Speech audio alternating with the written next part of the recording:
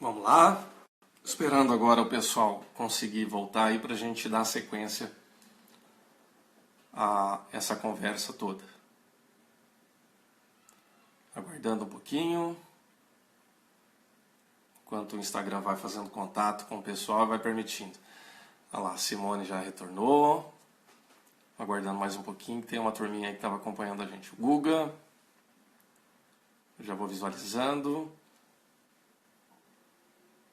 A Simone Bernardes, a Gisele. Opa. Carol. Joia. Priscila. Legal, gente.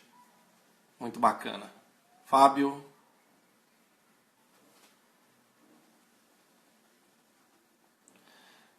Bacana. Muito legal. Gente, vamos continuar aqui que depois eu vou fazer uma experiência interessante. Nós vamos falar um pouquinho no ambiente de sala de aula, normalmente a gente tem uma troca, né? Quando eu estou dando essas aulas lá na igreja, a gente abre para pergunta, para conversa, e normalmente eu abro para pergunta e conversa, mas sempre assim, deixo a pessoa escrever rapidamente, por quê? Porque o nosso tempo é limitado. Como eu comecei uma live nova agora, nós temos um pouquinho mais de tempo, eu vou explanar um pouquinho aqui, se você me acompanhar até o final, eu vou dar a oportunidade de você aparecer aqui comigo, tá bom? Então eu te chamo aqui, você divide a live comigo, você faz a sua pergunta ao vivo e a gente conversa um pouquinho, tá bom? Então se você quiser aparecer aqui comigo, dá uma arrumada na peruca aí se você tiver vergonha, né? É uma brincadeira, tá? Se você não tiver vergonha de aparecer visualmente aqui, você só dá um joinha, tá? Então eu já molhei meu cabelo hoje cedo para aparecer aqui razoável, tá? Tô com o olho um pouco inchado, mas... Então se você quiser aparecer comigo aqui, você dá um joia depois que eu te chamo, tá bom? E aí a gente vai conversando. Eu chamo um pouquinho cada um, que der tempo. Tá joia? Tá bom. Vamos seguir em frente, então. Então a gente estava falando disso, né? Da fragmentação da verdade. Pois é, né? Eu já arrumei minha peruca aqui já, tá? Só a maquiagem que eu não passei. Pois é, tiro o pijama, né? Eu já estou com a minha camiseta aqui da Adidas. Deixa eu contar um segredo para vocês, gente. Quando eu faço a live que é simultaneamente com a igreja, a gente usa uma outra câmera para a igreja. E a outra câmera aparece todas as minhas manchas manchas vermelhas de rosto, essas coisas. E de vez em quando a Thaís tem que passar uma base aqui para dar uma diminuída, viu? Contei um segredo para vocês. Não resolve muita coisa não, mas tá bom. Quem tem esposa boa para essas coisas, né? Ajuda a gente, ela é uma minha maquiadora. Mas aqui não, aqui eu tô normal. Bom, vamos lá. A nossa sociedade, ela é individualista.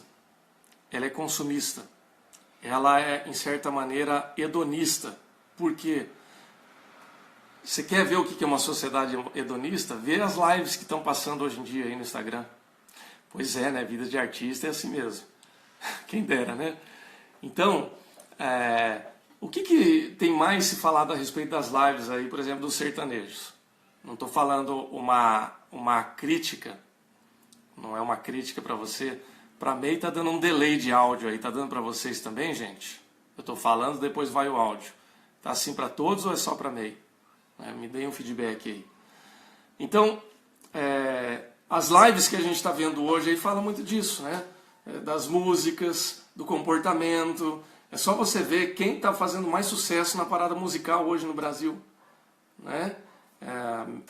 Aqui está dizendo que está ok. Mister Ambiental. Fala-se muito, por exemplo, de beber muito, de cestar, de bagunça, de ter várias mulheres, ou agora as mulheres falando de ter vários homens. Faz sentido isso para você, gente? Para vocês, pessoal? Muito do discurso cultural que nós temos hoje é exatamente isso que nós estávamos falando, de ter uma lógica mais individual. Então, por exemplo, o homem não precisa ter uma mulher só. E agora a cultura, as músicas, sofrência, exatamente isso. Agora é a mulher também que fala, né? Ai, que dó, né? Que dó nada, né? Você que cuida da sua vida, eu vou cuidar da minha. Se você pegar o funk, então é pior ainda. E por aí vai. Né? Esse é um tipo de cultura popular, mas é pós-moderna. Se fosse em outra época, isso jamais faria sucesso.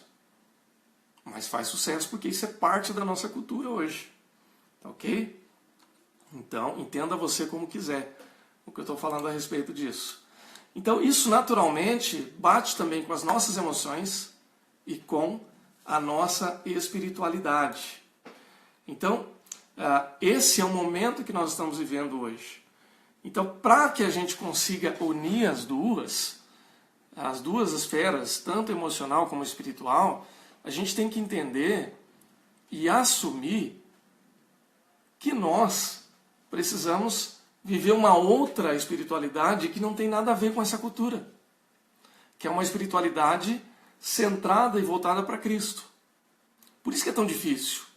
É muito difícil você remar contra a correnteza. É difícil você ir contra o vento. É difícil você subir uma escada rolante que está descendo. Não é difícil? Mas a fé cristã ela é assim. Ela vai contra os valores desse mundo.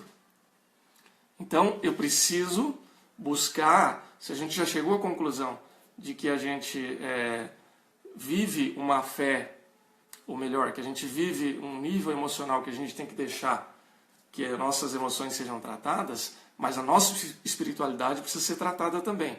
Nós vamos falar muito sobre espiritualidade na semana que vem, mas dando uma pincelada aqui. A nossa espiritualidade, se ela não é tratada por Deus, ela pode ser uma espiritualidade moldada pela nossa cultura. E a espiritualidade que é moldada pela nossa cultura, a gente já viu o resultado aí. A gente está vendo hoje. Uma espiritualidade pós-moderna. É uma espiritualidade fragmentada. É uma espiritualidade que não precisa necessariamente de Cristo. É uma espiritualidade que não precisa necessariamente de um compromisso com uma igreja local. Às vezes a gente brinca, né? Eu me lembro, não vou citar esse evento não, mas vou falar de outras situações. Vocês já repararam, por exemplo, que a geração que mais está sofrendo hoje para não ir para a igreja, por não ir para a igreja hoje, é a geração mais antiga? Pode reparar. E não é só por causa da tecnologia, né? A gente está fazendo culto pela internet e... pois é, tem gente que acha que sou de outro mundo, assim está falando aqui, né?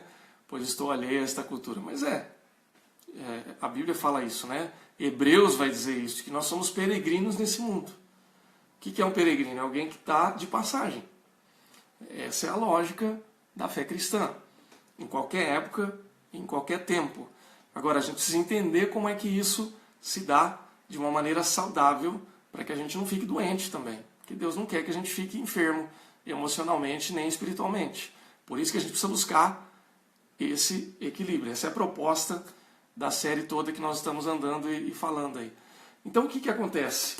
Em muitos casos, nós vivemos uma fé que deveria ser uma fé de vanguarda, que é a fé cristã, mas que quando a gente se encontra com uma cultura pós-moderna, a gente acaba vivendo meio que um desafio. Como é que eu vou lidar com isso? Se eu pego a cultura pós-moderna e trago isso para a minha realidade, é difícil dissociar porque a gente está inserido nessa cultura, a gente tem dificuldade de viver uma espiritualidade mais saudável. Então, se eu centro apenas no indivíduo... Gente, o que é uma fé individual? Existe uma diferença entre salvação individual e fé individual. Vou explicar, pelo menos na ideia que nós estamos tratando aqui. Salvação individual eu como indivíduo, ter uma experiência com Cristo. Ok? Isso é necessário. Mas quando eu vivo só a fé individual, dentro da lógica e da ideia que nós estamos conversando aqui, significa que eu vou buscar um Deus que satisfaça as minhas necessidades. Sabe qual é o problema disso? Vamos tratar em termos práticos. Eu estava falando da geração mais idosa, né, que está tendo dificuldade hoje. Por quê? Porque o pessoal de uma outra narrativa, de uma narrativa mais antiga, era um pessoal que se comprometia com um projeto e não abria mão desse projeto. Por isso que os nossos avós ou os nossos pais não mudavam de igreja, por exemplo. Não mudava de denominação, era muito difícil de mudar. Por quê? Porque para essa geração, um compromisso uma vez assumido era um compromisso para a vida toda. O casamento era para a vida toda. Não estou falando em termos absolutos, tá? Eu só estou dizendo como as coisas eram. Casamento era para a vida toda. Uma carreira era para a vida toda. Uma fé e uma igreja, uma denominação eram para a vida toda. Então, mesmo que não tivesse legal, que a pessoa tivesse com problemas, ela estava sofrendo naquele contexto, ela falou, não, mas é a minha igreja, é a minha empresa, é a minha carreira. Eu trabalhei com pessoas em empresas, eu citei num outro momento, a Carol até achou engraçado, por exemplo, da Stanner, né, que eu trabalhei lá há poucos anos. Mas eu tive colegas ali, que via de regra eram os meus chefes, que eles estavam lá há 20, 30 anos naquela empresa, se aposentaram ali. Porque essa era a lógica daquele tempo. E, aqui está falando, né, Mr. Ambiental, não, na verdade não tinha tanto mimimi. O que a gente chama de mimimi hoje. Por quê? Porque as pessoas, elas tinham um nível de tolerância maior à frustração dentro de um projeto. O meu chefe é chato, é um cavalo, mas faz parte da vida. Poxa, meu casamento está em crise. Não, mas nós vamos levar, porque isso é parte da vida. A minha igreja, ela está assim, ela não é tão avivada, ou ela é muito avivada, ou etc. Mas eu vou levar, porque é a minha igreja. Tá claro isso, gente? Quando eu era católico, eu fui católico até a adolescência, tinha aquela questão, não gosto muito desse padre, mas é a minha igreja. Vamos ficar na igreja até trocar o padre. Ou quando muito ia para uma outra paróquia, mas não deixava de ser católico, né, nesse exemplo. Então, é assim que as coisas eram, e que não é assim que é hoje. Por quê? Porque uma vez que a verdade está centrada no indivíduo, na pessoa, então o critério da verdade e o critério do que é bom está na pessoa também. Então, se não está bom, eu mudo. É por isso que a gente tem tantas narrativas fragmentadas hoje. Me desculpa insistir tanto, estender isso, mas é para que fique claro. Tá ok? Então, por exemplo, a gente vai encontrar... Hoje tem feminismo, tem machismo, tem não sei o queísmo, tem taxismo, tem comunismo, tem tudo quanto é ismo. Por quê? Porque existem muitas verdades fragmentadas. Tá ok? E eu não estou aqui julgando o valor de todas essas linhas narrativas, tá bom? Não é uma crítica que eu estou fazendo, é uma constatação de que as coisas, elas são assim porque esse é o momento que nós estamos vivendo. Tá ok? Então, como é que isso se dá pela lógica da fé e das emoções? É justamente na ideia de que eu não preciso mais assumir narrativa nenhuma. Isso, por um lado, pode ser benéfico em alguns aspectos, mas em outros é um problema. A gente vive uma esquizofrenia de valores. Não dá para a gente afirmar, quer dizer, para mim dá. Crendo em Cristo, eu continuo afirmando a verdade que eu creio em Cristo, mas na sociedade em geral é muito complicado. Você vai falar, mas o correto é fazer tal coisa. Eu vou falar assim, o correto na perspectiva de quem? Mas o ideal é que fosse assim, mas ideal para você, não para mim. Toda vez que você ouvir esse discurso, você está ouvindo um discurso pós-moderno, centrado no indivíduo que descarta toda e qualquer narrativa, que descarta toda e qualquer ideologia. Por quê? Porque todas as ideologias que estavam vindo até hoje, elas fracassaram. Agora, qual que é o pulo do gato aí que nós estamos vendo? Né? Pensando na realidade que nós estamos inseridos. Nós estamos vivendo um momento de pandemia, de quarentena. Pode ser que eu estou jogando uma hipótese aqui, tá? Uma hipótese filosófica. Pode ser que esse momento que a gente está vivendo, ele comece a inaugurar uma nova fase. É uma hipótese, tá? Daqui 10, 15 anos a gente vai ver se isso se confirma ou não. Se se confirmar, você vai lembrar de mim. Tá? E se não se confirmar, você vai lembrar de mim também falando, o pastor Leonardo estava errado. Ok? Que é a ideia de que um paradigma novo surja. Que pode ser que a gente comece a interpretar as coisas de uma outra forma, de uma outra realidade. Por quê? Porque a gente está acordando e percebendo que todo mundo precisa de todo mundo.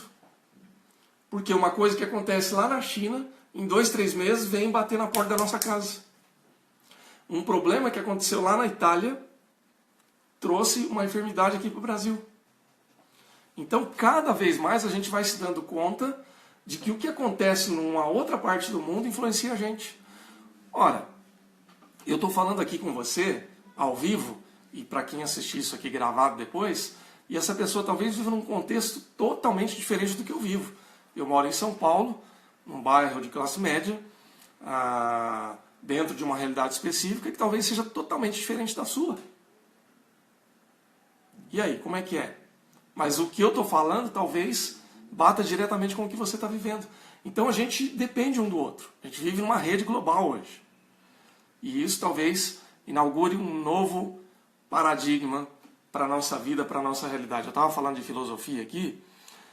Tem um autor chamado Thomas Kuhn, que ele é autor de uma teoria que chama a teoria dos paradigmas. Que ele, na verdade, ele escreveu isso num conceito mais científico, mas que depois as ciências humanas acabaram adotando para si. O que é a ideia da teoria dos paradigmas, segundo a lógica do Thomas Kuhn? Isso é usado inclusive em missiologia, por exemplo, né, em teologia de missão. Ele diz o seguinte, que a gente não vai evoluindo na história, nas ciências, na filosofia, que a gente não evolui paulatinamente de um dia após vez. A ideia que ele traz é que a gente vai evoluindo, e aí vai concentrando, até que uma verdade ela se esgota, e aí há uma ruptura com essa verdade, seja ela qual for, e aí se inicia um novo paradigma. Então o paradigma antigo fica para trás, e um paradigma novo surge. Tudo isso que nós estamos falando é parte da teoria dele. Ou seja, a modernidade ela se esgotou, veio a pós-modernidade. Agora, a pós-modernidade, ela pode, essa é uma suspeita que eu tenho, pode também estar vivendo uma ruptura e daqui a pouco chega um paradigma novo. Que paradigma novo é esse? Deus é que sabe. Nós estamos vivendo essa ruptura hoje, segundo o que eu acredito, que pode ser ou não confirmada essa suspeita que eu estou falando. Gente, como é que isso se dá? Como é que isso se sustenta dentro dessa lógica espiritual e emocional que nós estamos vivendo hoje? Nós não sabemos como vai ser a nossa vida daqui a algum tempo. Em alguns aspectos vai melhorar. Em outros aspectos vai piorar um pouquinho. E nós vamos morrer? Não. Eu espero que não. Estamos trabalhando para isso, né? Para se cuidar. Né? Usando máscara, cuidando da higiene, cuidando da saúde. E a hora que chegar a nossa hora, acabou. Né? Tudo bem, chegou. Mas enquanto não chegar, nós vamos viver. E nós vamos ter que nos adaptar. Né? Talvez, como disse aqui, né, nosso amigo aqui, amigo, ministro ambiental, qual é o seu nome mesmo? Que eu esqueci. Né? Não tinha tanto mimimi. Talvez a gente vai ter que deixar de lado um pouco do nosso mimimi. A gente vai ter que deixar um pouco disso. A gente vai ter que ser um pouco mais resiliente. A gente vai ter que aguentar um pouco mais as frustrações. Nós estamos vivendo uma geração em que ninguém mais aguenta frustração, ninguém quer ser contrariado, ninguém quer ser confrontado. Márcia, obrigado, Márcia. Então, é isso aí, eu concordo com você. Em muitos aspectos, a gente vai ter que aprender a lidar com uma nova realidade. E aí, eu vou usar um último conceito filosófico aqui. Márcia de Campo Mourão, tá vendo? Nós estamos aí, conheço Campo Mourão, viu? Já tive aí em reunião do Presbitério Oeste do Paraná, quando eu era pastor lá em Foz do Iguaçu. Não somente já tive em outras situações, já tive parente que morou em Campo Mourão, faz tempo também, e não moram mais aí hoje. Mas que legal, obrigado por estar acompanhando a live aí. Então, gente, o que acontece, né, dentro da realidade da nossa vida hoje? Nós temos, então, a possibilidade de nos tratar emocionalmente, mas viver... Você é da primeira IPB? Eu tive na IPI, aí, há muito tempo atrás. Eu não me recordo agora o nome do pastor que estava na época, porque essa reunião foi em 2005, faz um tempinho já, né? Faz 15 anos. Mas eu tive o meu colega de ministério, amigo, o pastor Tiago Damião, foi pastor aí há alguns anos atrás. Tá bom? Deus te abençoe. Então, O que acontece? Hoje nós estamos vivendo uma fase que é uma fase confusa, a gente não sabe até quando ou até quanto a fé cristã ela influencia ou não a esfera secular. E aí nós vamos ainda voltar àquela questão pós-moderna que é muito individual, né? O que é que eu creio, o que é que eu não creio, como é que eu vivencio essa fé, como é que eu vivencio essa espiritualidade. Gente, quanto mais a gente conseguir equilibrar a nossa emoção, as nossas emoções, com a nossa estrutura espiritual, com uma espiritualidade contemplativa, mais a gente consegue alcançar esse equilíbrio. Só que quando a gente traz isso para a nossa cultura, por isso que eu estou insistindo bastante nessa questão de cultura, de pós-modernidade, de paradigma, etc. Porque quanto mais a gente fizer uma leitura da nossa realidade, mais a gente vai ter condições de viver uma espiritualidade contemplativa. Eu acredito nisso, porque a nossa cultura ela nos influencia muito nesse aspecto. Eu vou falar de um último filósofo, que é teólogo também, e depois nós vamos abrir para pergunta e para conversar um pouquinho mais aqui, tá bom? Existe um teólogo, né, já falecido obviamente, mas que ele é muito relevante ainda na academia, que se chama Paul Tillich. Ele era teólogo e filósofo da religião também. E ele traz um conceito que ele escreve na sua Teologia Sistemática. Tem um livro muito interessante dele também que chama A Era Protestante, que é um livro até mais fácil de ler. Teologia Sistemática, ele é muito filosófico, então você precisa conhecer alguns termos, ele é mais robusto, mas é um livro muito bom. E ele traz um conceito que dialoga, que é o conceito, são três na verdade, conceitos, que é autonomia, teonomia e heteronomia. Vou explicar o que é isso. Autonomia e teonomia não são termos que ele propriamente cunhou, ou que ele criou. Se você já leu, por exemplo, Santo Agostinho, ele faz uma contraposição entre a cidade de Deus e a cidade dos homens. Você já deve ter lido ou já deve ter ouvido falar nesse termo ou nessa ideia. A gente tem, por exemplo, uma grande favela no Rio de Janeiro que chama Cidade de Deus. Esse conceito vem, é agostiniano isso. Né? O que Agostinho queria dizer, por exemplo, quando ele falava de cidade de Deus e cidade dos homens? A cidade de Deus era a cidade da teonomia. Theos, Deus, nomia, lei. Né? Nomos, lei. Tá? Então qual que era a ideia da teonomia? Uma cidade governada por Deus.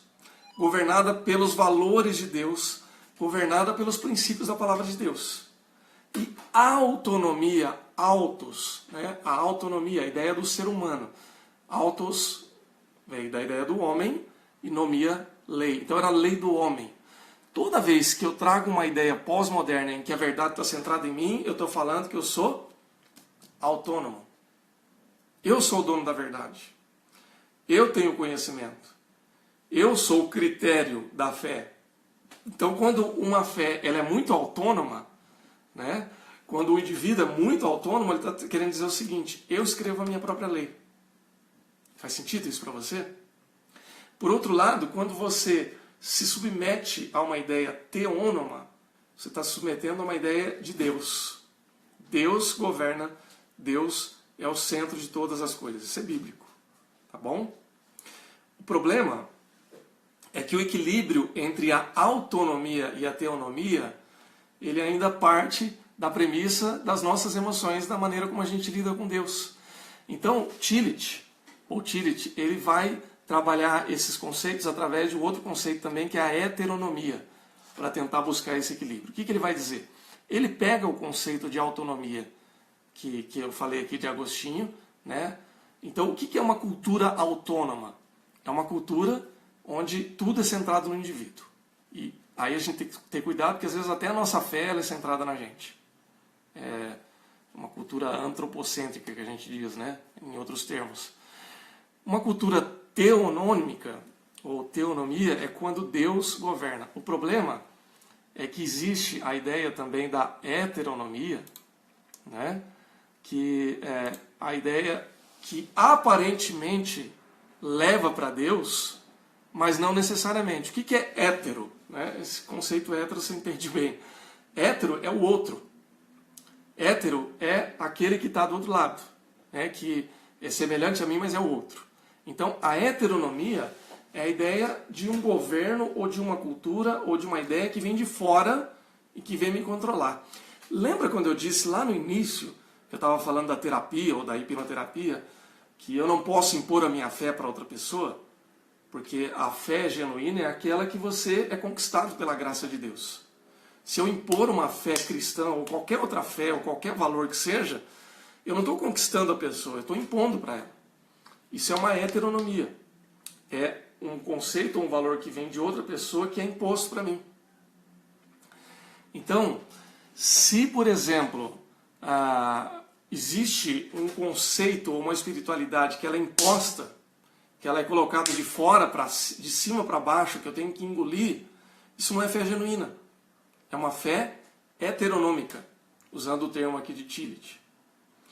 Muitas vezes na história a gente já viveu um momento autônomo ou heteronômico. O que é uma época autônoma? É uma época em que ninguém liga para Deus. Eu tenho um colega que nós fizemos mestrado juntos, que ele viveu muitos anos na Europa, ele viveu na Inglaterra, em Portugal, e a filha dele foi criada, né? Os filhos, na verdade, foram criados na Europa. E a filha, graças a Deus, é muito crente, muito cristã.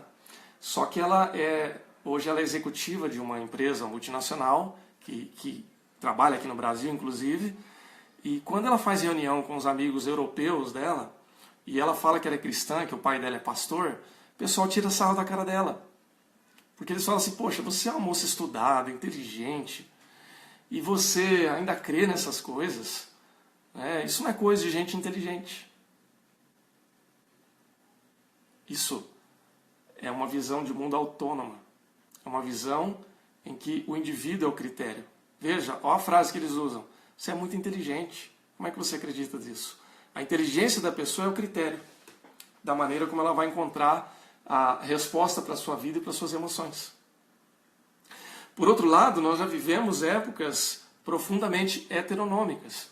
Talvez até, em alguns países a gente encontre isso hoje, onde o critério é supostamente Deus.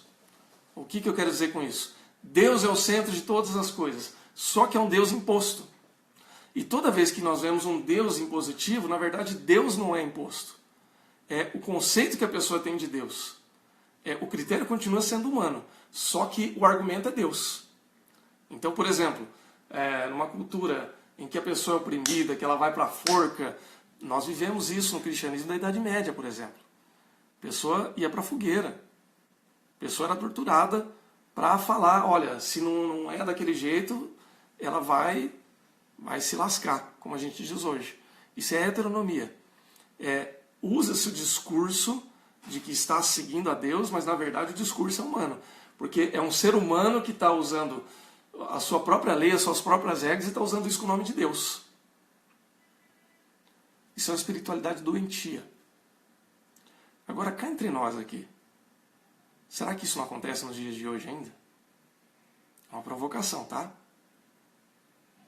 Pense um pouquinho a respeito disso.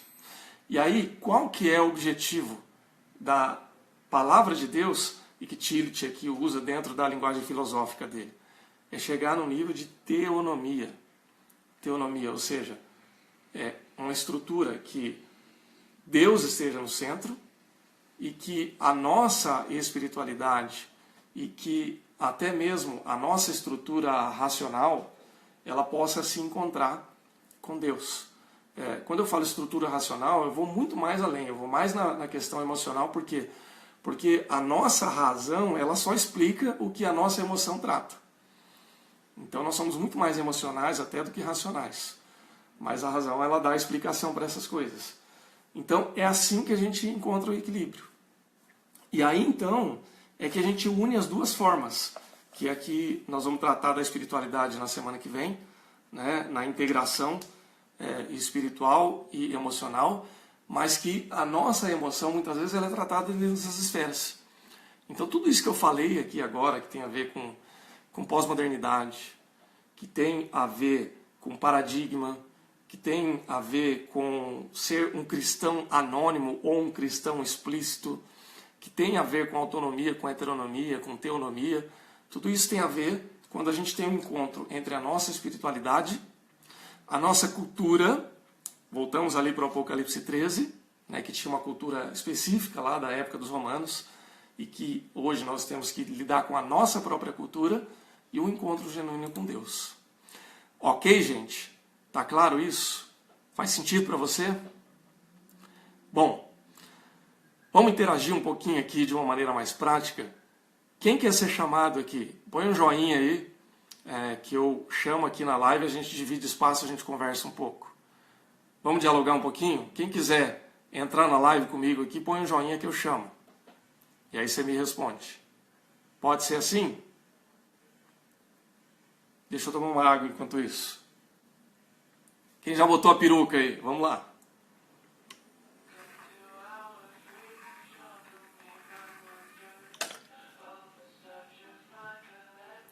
Ninguém vai ter coragem de entrar na live, gente? Se ninguém tiver coragem, eu chamo, hein?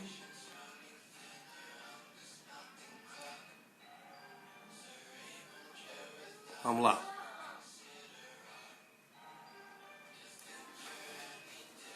O povo tá tímido. Espera aí só um pouquinho. Querido, fecha a porta aí, por gentileza. Tem que controlar os filhos também. Priscila diz que o povo tá tímido, o Fábio tá rindo. Quem tá se manifestando eu vou chamar primeiro.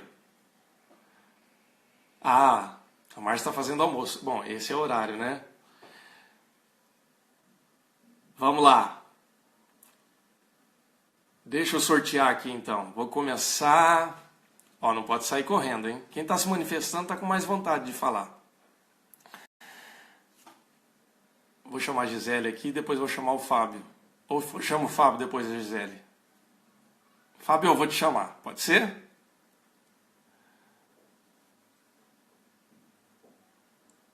Vamos lá. Vamos ver se ele vai ter coragem de falar comigo aqui.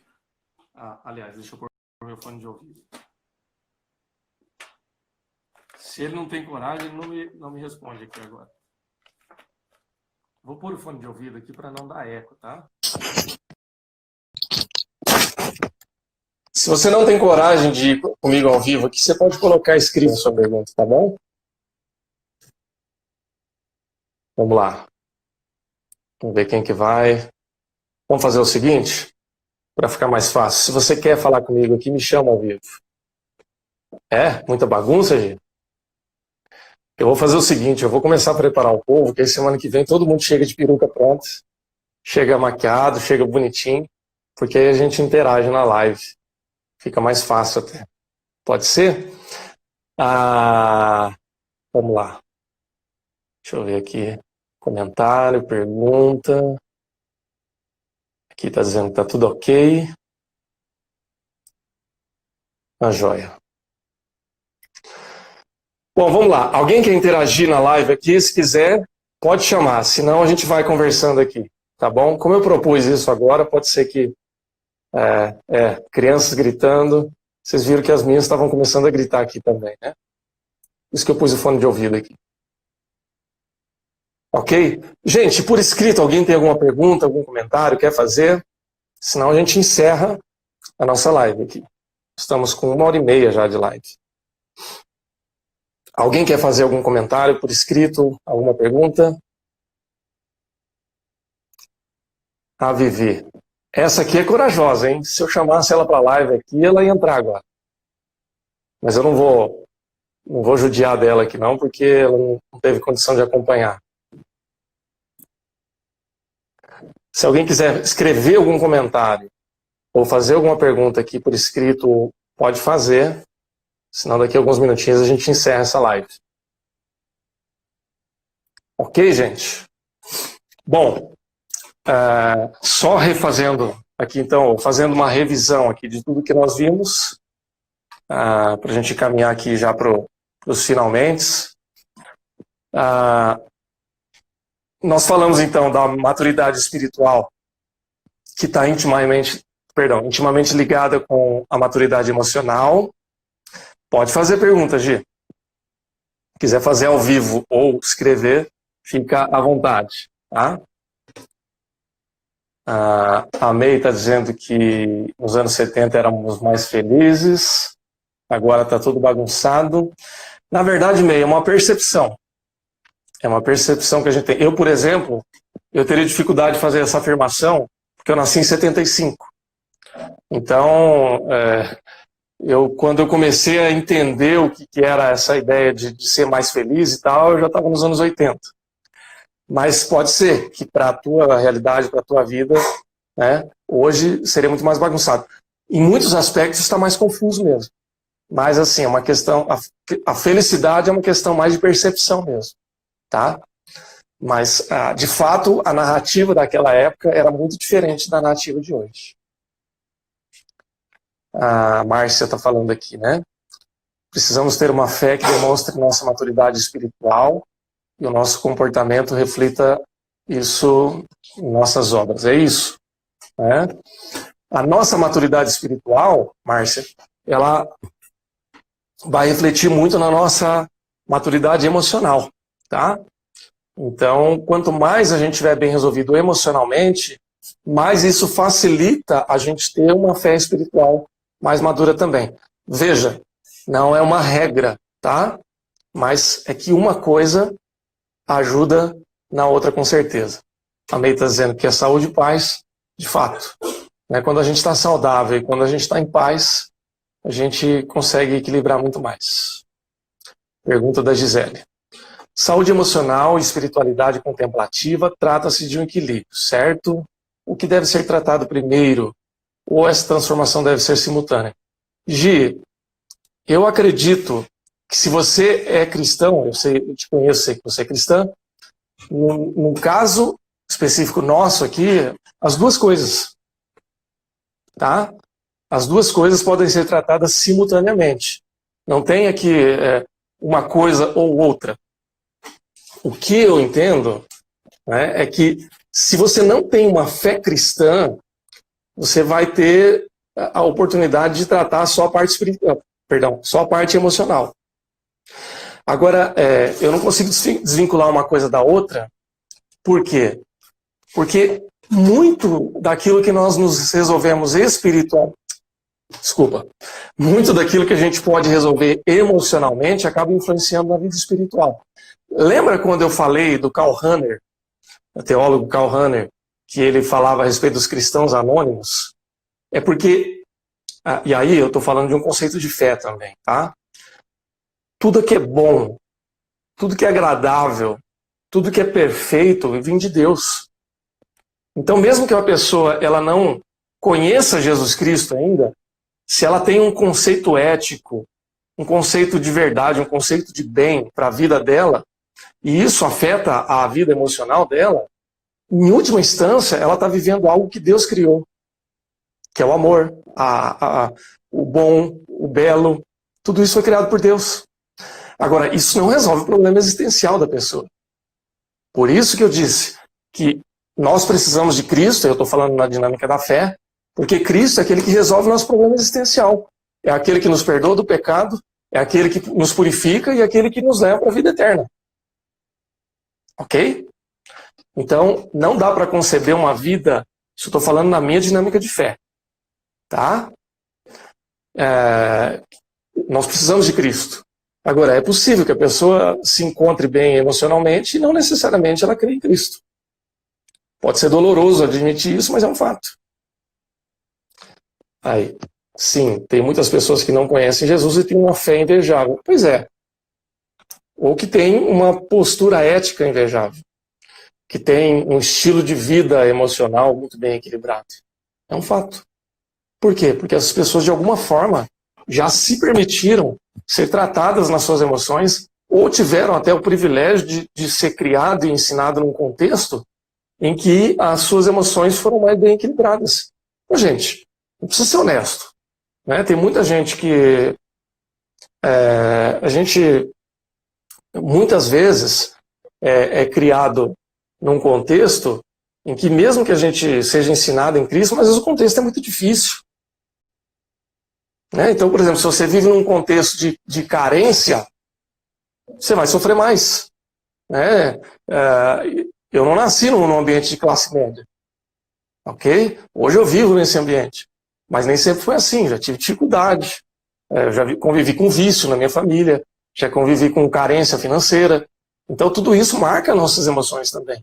E não adianta a gente descartar isso e falar, não, leva isso para debaixo do tapete. Não, isso uma hora vem à tona, tá ok? Então isso também tem que ser tratado. E tem gente que muitas vezes tem uma vida mais tranquila, e não necessariamente ela tem uma vida de fé. Tá? Em algum momento, essa vida de fé em Cristo vai fazer falta. Por quê? Porque Deus nos criou para que a gente tenha um relacionamento com Ele. Tá bom? A Vilma está dizendo, o contrário também é verdade. Às vezes a pessoa é cristã e imatura emocionalmente. Concordo plenamente com você, Vilma. O fato da gente ser cristã, ser cristão, isso é uma premissa que a gente está tratando desde o início da série. Ser cristão não é garantia de ter de ter emoções equilibradas, tá? Em tese seria, mas não necessariamente isso é verdade, tá ok? Por isso que a gente tem que buscar um equilíbrio emocional também, por isso que a gente está batendo nessa tecla. Né? É isso aí, sofre para esconder dificuldades por medo de ser julgado. E não deveria ser assim. Primeiro, porque quem de nós pode julgar alguém? Não é verdade? A Bíblia fala, né, que quando a gente aponta um dedo para alguém, tem 3 dedos apontados para quem? Para a gente. Eu vou querer tirar o cisco do olho do outro quando eu tenho uma trave no meu olho. Isso é o que a Bíblia diz. Então a gente não pode julgar, mas a gente sabe que o julgamento acontece. E aí, o que eu vou fazer com isso? Eu não deveria me incomodar. Por quê? Porque só quando eu reconheço que eu tenho uma dificuldade é que eu vou encontrar o caminho para que essa dificuldade seja tratada. É só quando eu reconheço que eu sou arrogante que eu vou ser menos arrogante. É só quando eu reconheço que eu sou inseguro que eu vou deixar a insegurança. É só quando eu reconheço que eu sou uma pessoa irritadiça, explosiva, que eu vou ser tratado por essas coisas. Ou nessas coisas. Tá claro, gente? Tranquilo? Ok, então,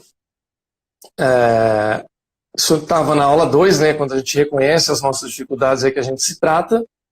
E aí, então, a primeira parte da nossa reflexão hoje tratou disso, né? Da gente reconhecer a nossa cultura, por isso que nós falamos muito da cultura pós-moderna, da cultura atual, dos paradigmas. A gente tem que conhecer ou reconhecer o ambiente que nós estamos para que, na nossa fé cristã, a gente possa fazer escolhas.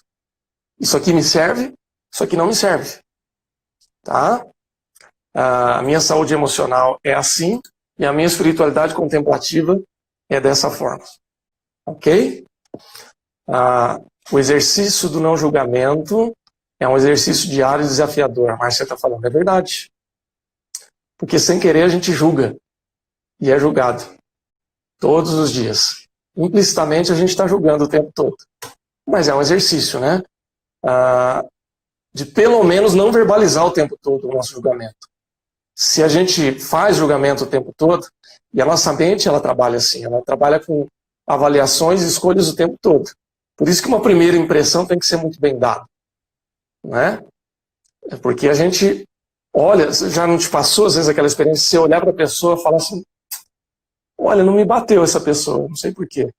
Porque no subconsciente a gente faz avaliações o tempo todo, mas a gente não precisa verbalizar o tempo todo. Eu não preciso o tempo todo falar, eu acredito, eu acho isso de você, ou acho aquilo. Por quê? Porque se eu verbalizar o tempo todo o que eu acho a respeito das pessoas e das coisas, eu estou voltando lá naquele indivíduo heteronômico, pós-moderno, que acha que o critério da verdade absoluta é ele. Ou seja, o que eu acho das pessoas é a minha verdade. Isso é um problema. Quem diz que eu sou o dono da verdade? Não é verdade? Então é isso. Ok, pessoal? Mais alguma dúvida ou mais algum comentário que alguém queira fazer antes da gente encerrar essa live?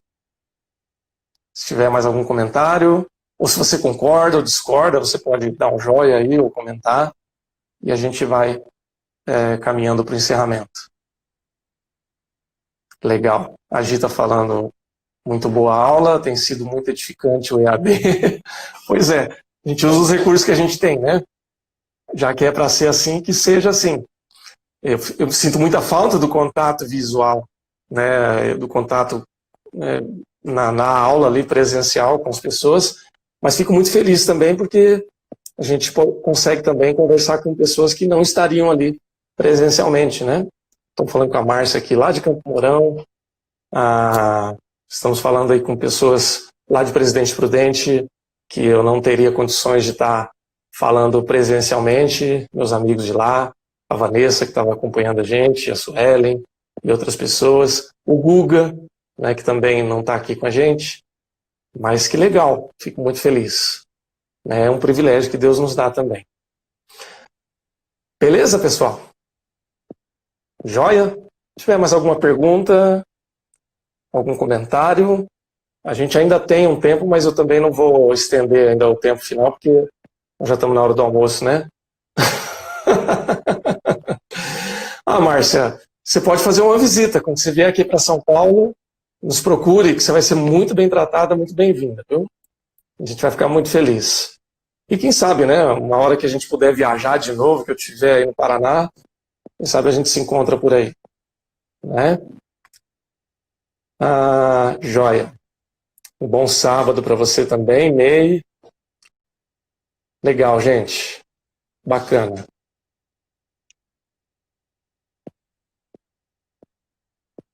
Ok. Poxa, legal. Muito bom. Gente, então nós vamos encerrar nossa live por aqui. Eu quero fazer uma oração para a gente encerrar. E reforço o convite, tá bom? Você que assistiu essa live presencialmente aqui ao vivo, obrigado pela tua companhia, obrigado pelos comentários. O comentário seu enriquece bastante e nos ajuda também. E vou deixar já alguns convites. Bom, se você assistir essa live gravada, você vai estar assistindo no Facebook ou mesmo aqui no Instagram. Se você puder, se você gostou, compartilhe, tá bom? Divulgue isso para outras pessoas, para que elas possam também assistir. Amanhã, ou no momento que eu estou gravando aqui, né, no domingo, dia 19, a partir das 10h30 da manhã, essa live vai estar publicada no Facebook da IPI de Vila Moinho Velho, tá? E aqui no Instagram fica por 24 horas, até que o Instagram elimine. Eu vou deixar gravado aqui, tá bom? Outra coisa, na semana que vem nós vamos continuar essa live, vamos falar da segunda parte, que é a espiritualidade contemplativa. Então já deixo aqui o convite. Se você quiser participar da live, no final eu vou deixar um tempo aqui para a gente conversar, bater um papo. Então você já arruma a peruca, já deixa, vai para um cantinho ali onde você fica escondido, onde você não mostra muita bagunça. Você não tem noção da bagunça que está a minha mesa aqui. É que eu tenho a sorte aqui de conseguir montar meu cenário aqui nos meus livros. Então, o que importa é o que aparece, né? Isso é o que importa.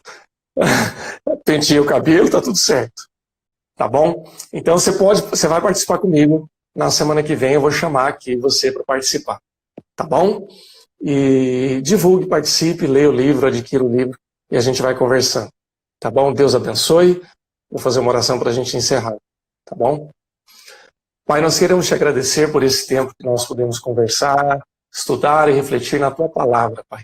Obrigado pelas pessoas que se dispuseram a ter um tempo aqui, reservar um tempo das suas atividades para estar aqui estudando a tua palavra e refletindo um pouco mais sobre espiritualidade e emoções saudáveis. Nos ajude, Pai, nos abençoe, dirija as nossas vidas, fortalece os nossos passos hoje, nesse final de semana e durante essa semana toda. É a nossa oração, é o nosso pedido. Em nome de Jesus. Amém. Deus te abençoe. Um bom sábado. Se você não conseguiu acompanhar essa live, vai ficar as duas lives, a primeira e a segunda, gravadas aí no Instagram, ok? Nós fomos para 1h20 em duas lives. Deus te abençoe. Obrigado. Em nome de Jesus.